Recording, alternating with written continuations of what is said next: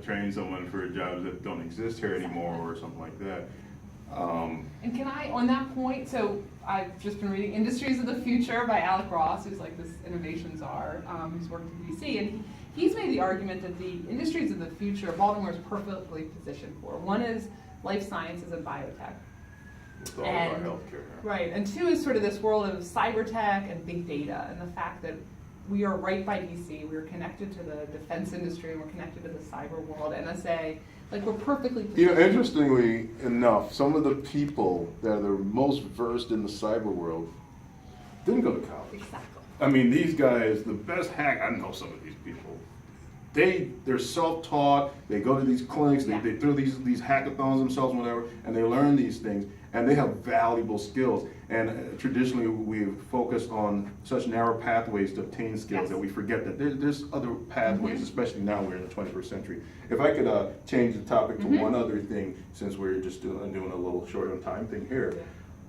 Another issue going on in Baltimore, in neighborhoods, is the food deserts. Yes. They're all over the place. And I personally believe in my research that ties into our larger problems too, because there's a lot of behavioral issues that research suggests comes from poor diet. These behavioral issues, impulse control, other things lead to criminal activity. And it just adds into all the other problems, it compounds these problems. We've had these food deserts for a long time now. I haven't seen a whole lot of action. I've heard some talk, but I haven't seen much action taken to remediate it. From the position of mayor, how would we deal with this? So it's two things. One is looking long-term and how do we plan to have supermarkets, development that includes supermarkets and communities. And part of that is thinking about all of the school funding that's coming in over the next 10 years, the 21st century funding, and saying, if we're getting $100 million in a neighborhood for a new school, the city needs to be doing all of the other related things at the same time, like bringing in a supermarket and spurring capital development from the private sector, rehabbing the vacants, looking at the parking process, building this rec center simultaneously, right? So thinking the city has to say, we're going to leverage those resources to build a school-based community. So taking advantage of that money coming in from the state. But it's also about what can we do now, because people can't wait for a grocery store. They need solutions right now. And some of that is looking at community farms. It's looking at how do you take my political director, Don Zell Brown, runs Strength to Love in Sandtown. And that's Hoop House Farms along Fulton, employing people returning from prison. And so right now they're selling their produce to like fancy restaurants, but they want to sell their produce in the neighborhood. And they're looking at the corner stores, because the corner stores are there.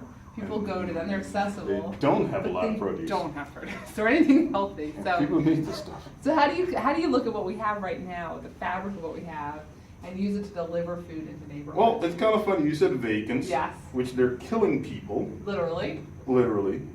We have the recent ones. We've had other ones. We had Troy in East Baltimore, the explosion. The little boy walking home from school. He's walking home and a house kills him. I mean, it sounds like a bad horror movie that when houses attack. It's terrible. But I'm thinking there's so many angles here. But one of the things is you have these places where there are blocks and blocks of these vacants. Well, they occupy a footprint.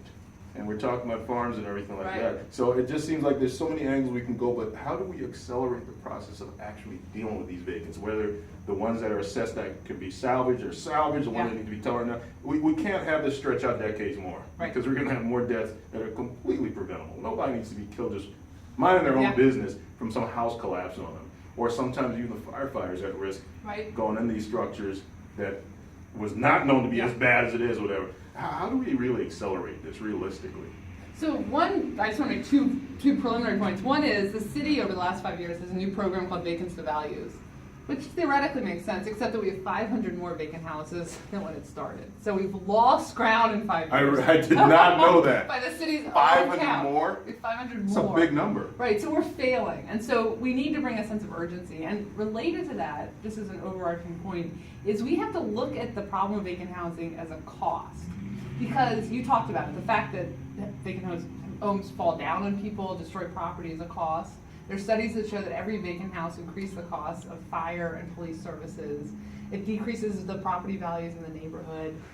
There's the cost. They draw crime too. Yeah, they draw crime. There's plenty of data on this. And then there's the direct cost. If you saw the Sun article, that there's so many unstable vacant properties that there's city inspectors that have this schedule where every 10 days they have to go inspect these vacant properties to make sure they're not literally about to fall down. That's not very productive use of their time. So if you bundle all those costs that we're spending day in and day out on vacant houses, And then you look at the fact that demolishing houses like, let's say, around $14,000, we have to look at the fact that we are spending money right now in vacant houses, and if we actually demolish or rebuild or renovate, we're in the long term saving money. And so looking at it from that perspective as an investment in the future, instead of just, oh, demolition costs money, we have to go look for money, we have to see it as a productive step forward. And we have to bring private capital to bear, and we also have to involve communities, which I love the Dollar House program, which obviously my father worked on with Schaefer, but the Dollar House not alone, but combined with a low income, a low interest rate loan program. Similar to what Habitat does. Exactly.